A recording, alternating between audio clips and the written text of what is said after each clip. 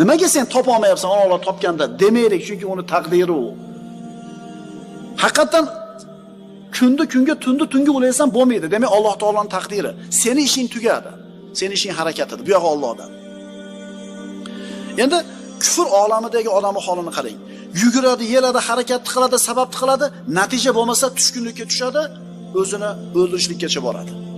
Ammo iymon olamida-chi? Hamma sabab qilgandan keyin natija bo'lmasa, demak Allohdan ekan deydi, rozi bo'ladi, ajr oladi. Al-Akram, o'ta karamli bo'lgan Robbisi shu narsani taqdir qilgan edi unga. Alloh qizg'anmagan edi, Alloh baxillik qilmagan edi. Men qildimmi harakatni nimaga bermading demaydi. Chunki karamli, o'ta saxovatli bo'lgan Robbis shu kunda taqdir qilibdimi? Demak, shu sizga yaxshi ekan. Endi nima bo'ling? Rozi bo'ling. Innama yuwaffas sabirun ajrahum bighayri hisab.